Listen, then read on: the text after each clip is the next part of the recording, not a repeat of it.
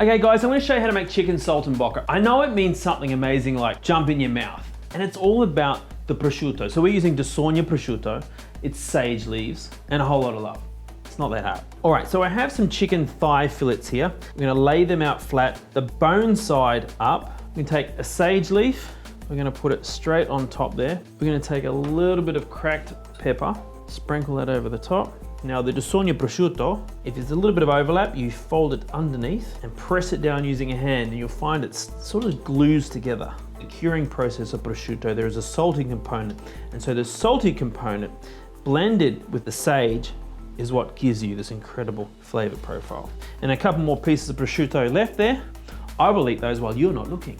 So get your pan nice and hot. Now I'm just gonna dredge. This is not necessary.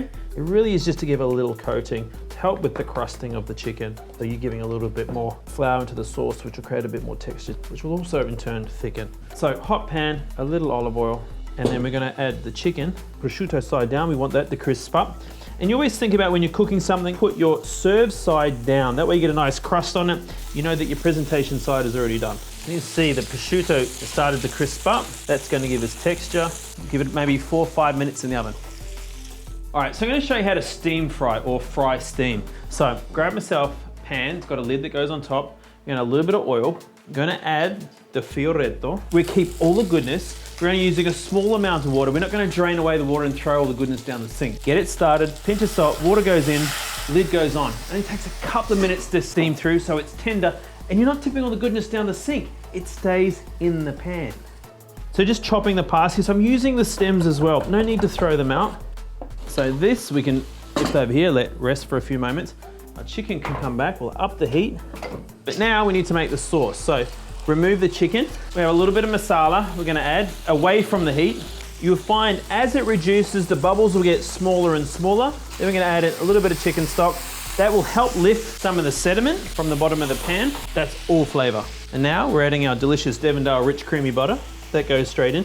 At this point, you can turn the heat off. We're gonna throw in a good pinch of parsley, gently swirl it around. The butter will emulsify and make the sauce nice and thick.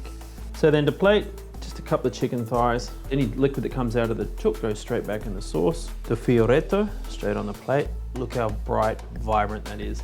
A couple of roasted kifla potatoes. Now this is what brings the dish together, is when you've taken all that roasting juice on the bottom of the pan, you've added a little bit of masala, chicken stock, parsley, and rich creamy Devondale butter. And there you have another winner. Chicken saltimbocca. Oz Harvest needs your help right now. There are way too many Aussies going hungry. All we need you to do is donate. For every $1 that you donate, you can connect one person to 2 meals. It's that easy. It's time to make a change. We're here for hope.